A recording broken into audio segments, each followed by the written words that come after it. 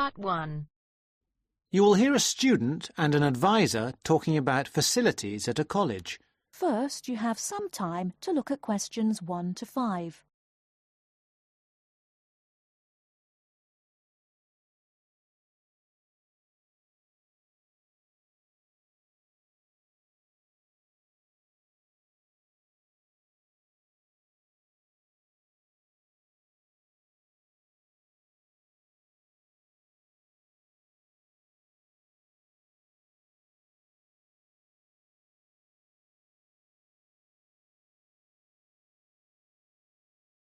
Now we shall begin. You should answer the questions as you listen, because you will not hear the recording a second time. Listen carefully and answer questions 1 to 5. Hi, I wonder if you could help me. I'm starting a course at Glenfield in a few weeks. I was just a bit worried about what facilities there will be and what I'll have to do. I'm especially interested in health and welfare stuff. Certainly. We normally send out a copy of our leaflet, Staying Healthy at Glenfield. I'm not sure why you haven't had it. Well, could you answer a few questions for me? Firstly, I'm wondering about how I get a doctor when I arrive. Well, you can register with the University Health Centre on North Campus. And do I have to pay for that? Not to register, but if you have to get medicines, there's a prescription charge of £6.50. Okay. Well, I'm not planning to get ill. That's only going to arise if I have any problems. So, should I just go along when I arrive? That's what we recommend for peace of mind, but it's not compulsory, and if you don't live inside the catchment area, you can't in fact register there. Where do you live?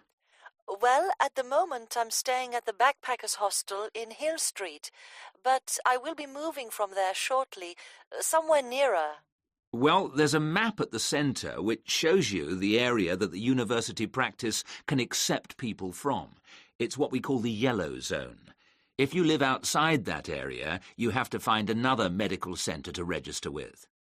It sounds like I'll only qualify after I move. I think you might be right. Then, in addition to the health centre, there's a free counselling service for all students situated on the North Campus. You don't have to register. They also have drop-in sessions. I say it's free, but that's only for up to 8 sessions. Beyond that, they normally refer people elsewhere. Sounds serious. Well, it's not just for big problems. People go there for advice on housing, workload, whatever, really. They can even arrange financial help. Is it confidential? Absolutely. Then again, a lot of students prefer to phone the Nightline service, which is run from an office on the central campus. They don't really encourage people to drop in. I see. So it's basically a free phone line. The number, if you want to make a note, is 0900 762 5913. I'll say it again. 0900 762 5913. Fine. Well, I hope I won't need any of these. What I will want is access to some gym facilities. Right. Well, you'll find those on the South Campus in the Sports Centre. It's great, but it's not free. You have to present your student card and pay a fee of £22 to get a pass. But that will last you for the whole year. Before you hear the rest of the conversation, you have some time to look at questions 6 to 10.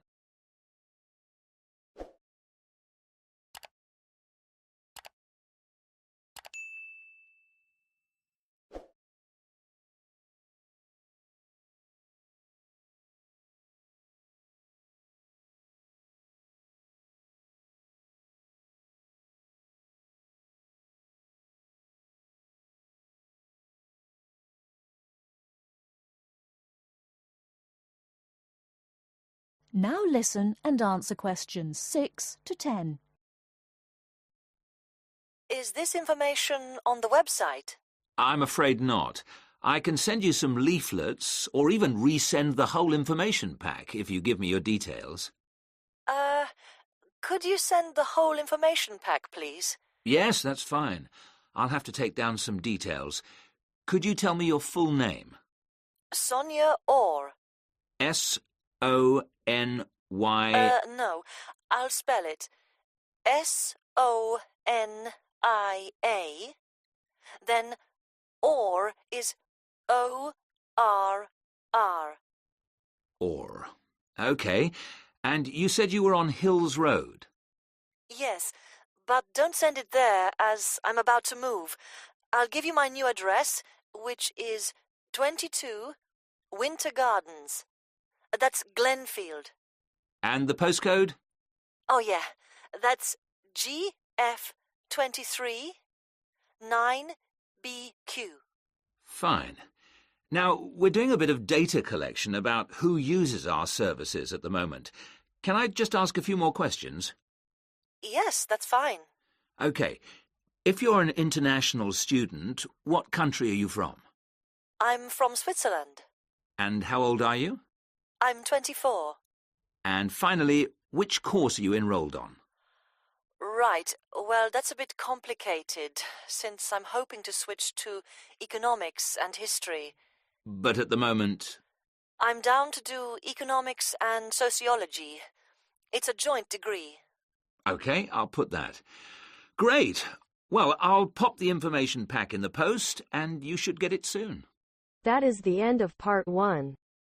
You now have half a minute to check your answers.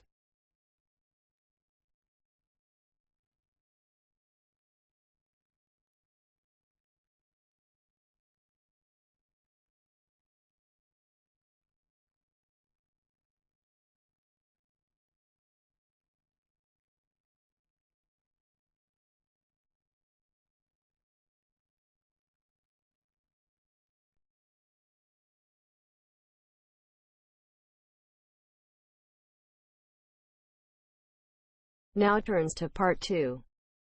Part 2. First, you have some time to look at questions 11 to 17.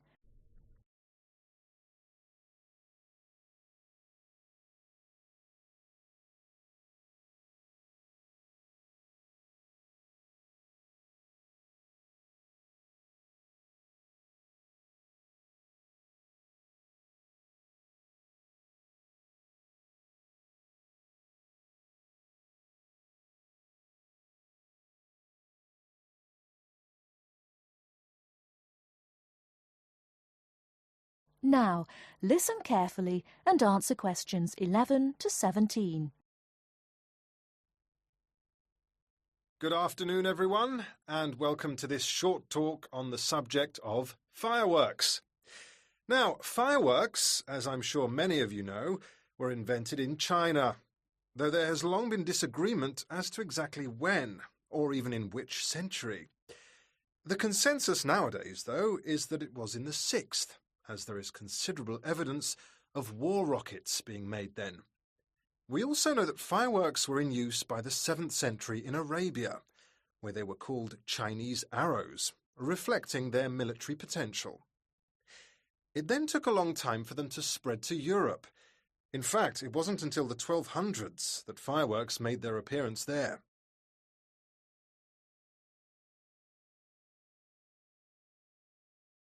The basic ingredients of fireworks have changed little to this day.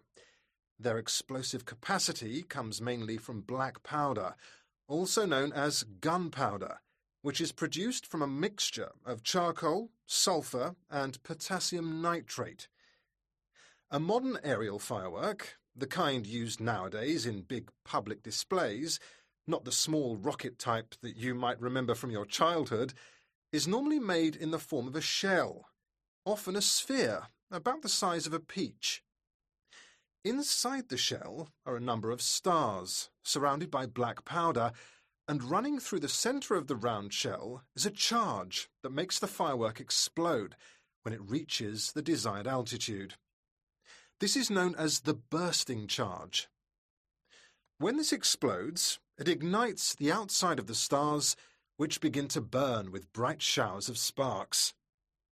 Since the explosion throws the stars in all directions, you get the huge sphere of sparkling light that is so familiar at firework displays. A shell of this kind is launched from a 75mm diameter mortar, which in some ways resembles the type used by the military. The mortar is a steel, or increasingly for safety reasons, shatterproof plastic pipe. This is likely to be 500 millimeters long and sealed at one end. The other end is aimed at the sky, and at the bottom of the pipe, below the shell, is placed a cylinder containing black powder. This has a long fuse, which projects out of the tube. When this is lit, it quickly burns down to the lifting charge, which explodes to launch the shell. In so doing, it also lights the shell's fuse. The shell's fuse burns while the shell rises to its correct altitude and then ignites the bursting charge so it explodes. Before you hear the rest of the talk, you have some time to look at questions 18 to 20.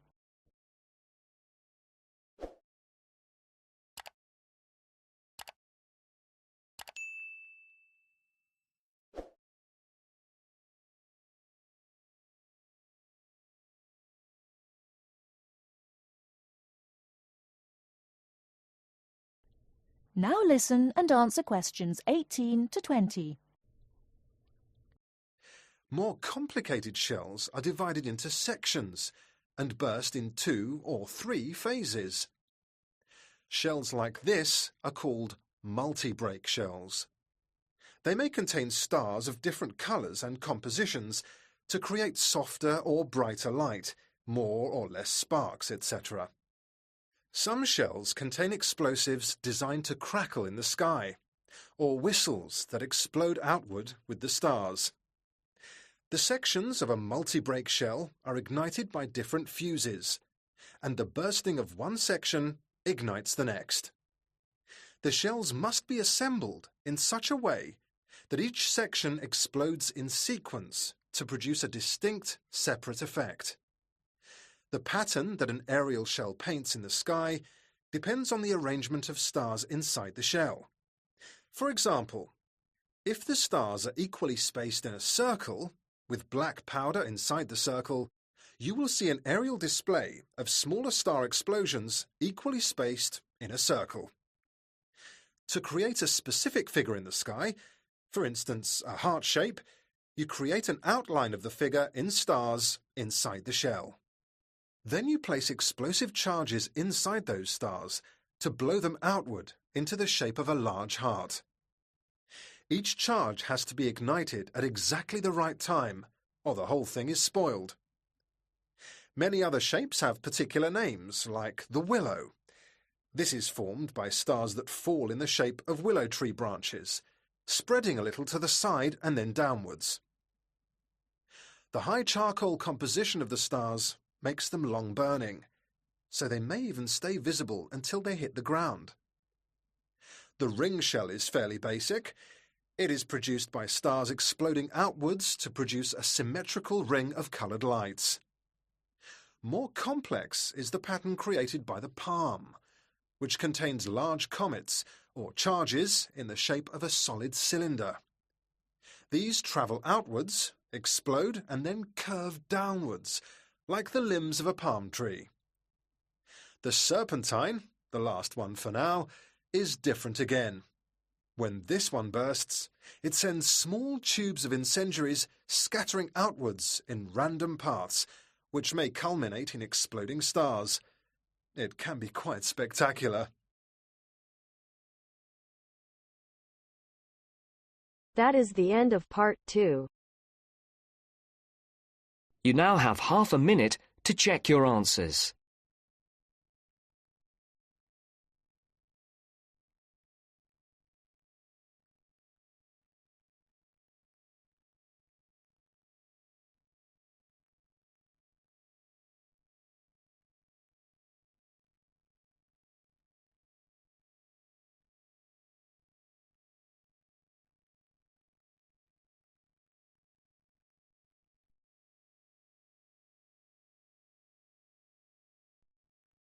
Now turns to part 3.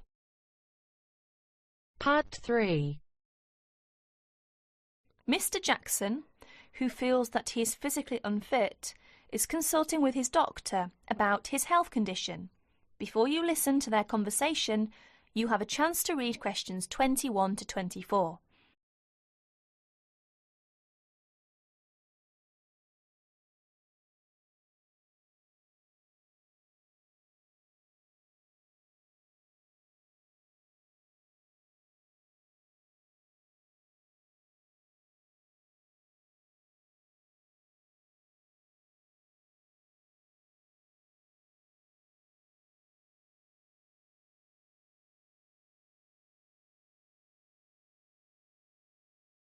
Now please listen to the recording and answer questions 21 to 24. Well, Mr. Jackson, the first and important thing I have to tell you is that there is really nothing seriously wrong with you. Physically, that is. My very thorough re-examination and the analyst's report show that basically you are very fit. Yes, very fit. So, why is it, Doctor, that I'm always so nervy, tense, ready to jump on anybody? My wife, children, colleagues. I think your condition has a lot to do with, shall we call it, way of life, habits? Way of life? Habits? Yes. Now tell me, Mr. Jackson, you smoke, don't you? Yes, I'm afraid I do, Doctor. And rather heavily, I imagine. Well, yes. I smoke, about 40, 50 a day, I suppose. You should do your best to stop, you know. Yes, I see. But, it won't be the first time. I've tried to give up smoking several times, but it's no good. You see, 50 a day is overdoing it, you must admit. You must cut down at least that. Ah, yes. I know that when you're feeling tense, you probably feel that a cigarette relaxes you. But in the long run, I do advise you to make a real effort to quit smoking. Of course, but, well, it's easy to say give it up or cut it down, but, you know. Well, in my opinion, you have no choice. Either you make a real effort or there's no real chance of your feeling better. You see, well, obviously I could prescribe some kind of tranquilizer, but would that help? I'd prefer, and I'm quite sure you'll agree, I'd prefer to see you really back to normal, not just seemingly so. And that's my reason for asking you several more questions about your other habits. Right. Now you have a chance to read questions 25 to 30.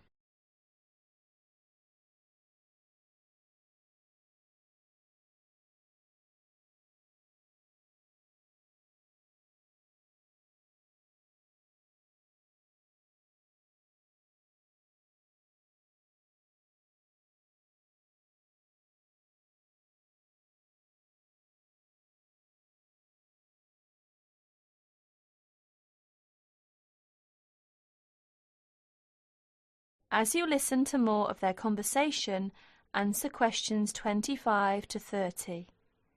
Your eating habits, for example. What do you eat normally, during a normal day? Yes, well, I'm a good eater. Yes, I'd say I'm a good eater. Now, let's see. Up at 8 in the morning, and my wife has a good breakfast ready. A good breakfast? The usual. A cereal followed by bacon and eggs with fried bread and perhaps a tomato or two. Then toast and marmalade, all washed down with a couple of cups of tea. Yes, I really enjoy my breakfast. Yes, I can see you do, but I'd advise you to eat rather less. We'll come to that later. Go on. Then lunch. No, first brunch. A cup of coffee and a bun at 11. Lunch has to be quick, because there's so much to do in the office about that time, so I have a pint and a sandwich in the pub. All very hurried. Try to be in less of a hurry. But I make up for it in the evening. I get home at about 7. Dinner's around about 8. Yes, my wife's an excellent cook. Excellent. It's usually some meat dish, and we like spaghetti as a first course. Spaghetti, a meat dish. Cheese. Sweet. But then, at the end of the day, shall we say, then I begin to feel on edge again. Most evenings after dinner we read or watch TV, but I get this terrible feeling of tension. Well, I'm sorry to have to say this because you obviously enjoy your food, but I really do recommend that you eat less, and secondly, that you eat more healthily. Instead of having that enormous breakfast, for example, try to be content with fruit juice and some cereal. I see, but 11 says right. Well, that's all right, but lunch should be more leisurely. Remember, your health is at stake, not your job. As for dinner, I'd advise you to eat a soup, perhaps, with a salad. A salad followed by some fruit. But my wife's cooking is superb, granted, and she probably enjoys preparing delicious meals for you. If you like, I'll have a word with your wife. No, that won't be necessary. Thanks just the same, Doctor, but no.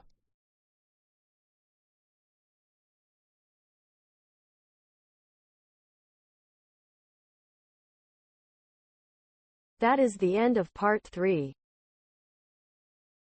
You now have half a minute to check your answers.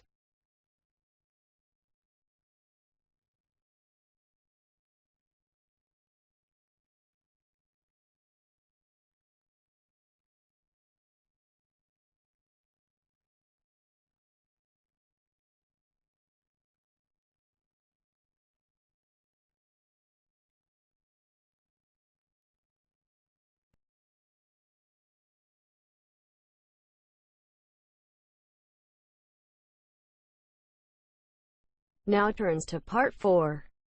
Part 4. You will hear an extract from a talk about student health, and specifically about ways to avoid headaches. Listen to what the speaker says and complete the summary. First, look at questions 30 to 40.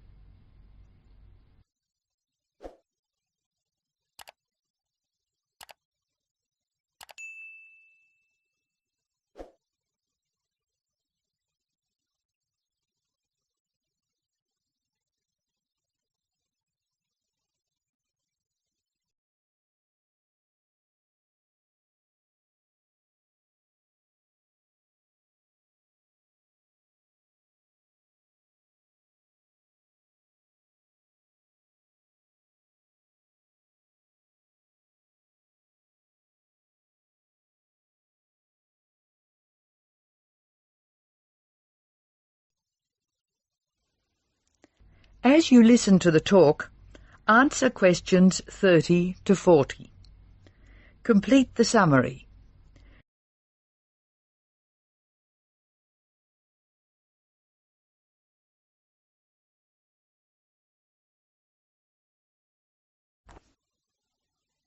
Hello, welcome to the Student Orientation Programme. Today's session is on health issues, and this talk is about headaches and how to avoid them. It may surprise you to hear that headaches are often caused by hunger. In fact, one study suggested that 70% of headaches are related to hunger, which makes it the principal cause. The advice is simple: eat 3 meals a day and try to keep to a fairly regular schedule of meals. People associate noise with headaches, and for most of us, excessive noise creates the conditions for a headache. Very loud noise is unpleasant, and people usually remove themselves from it. Having said that, younger people tend to tolerate noise better than their elders, so I may be leaving noisy places far earlier than you. Just remember that exposure to too much noise may predispose you to a headache. Of course, we all associate headaches with studying. In fact, the headache probably doesn't come from the studying so much as from being tense. When we study hard, we often hunch over our work.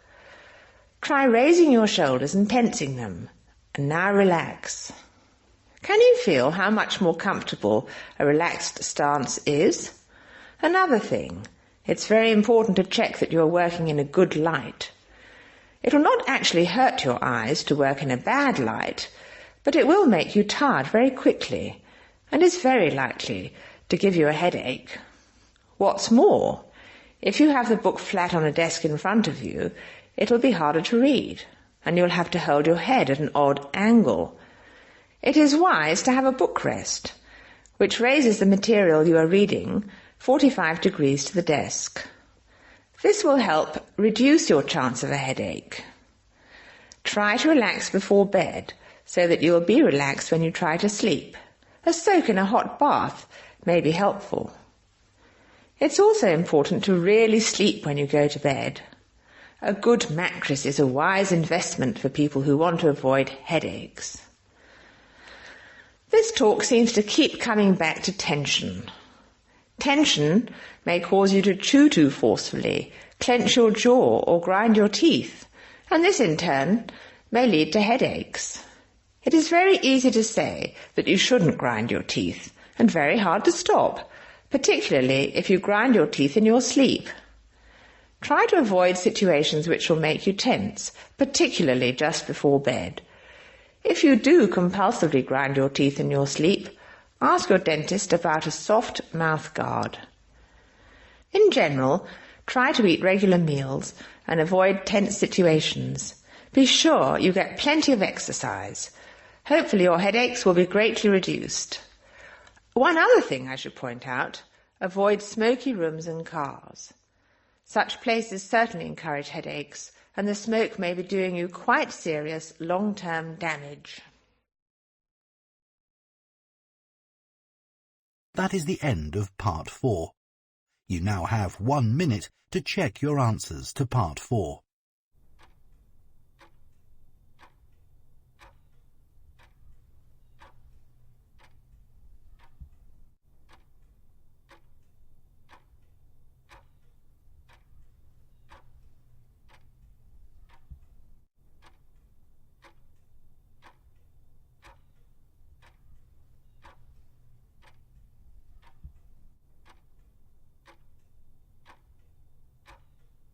That is the end of the listening test. In the IELTS test, you would now have 10 minutes to transfer your answers to the answer sheet.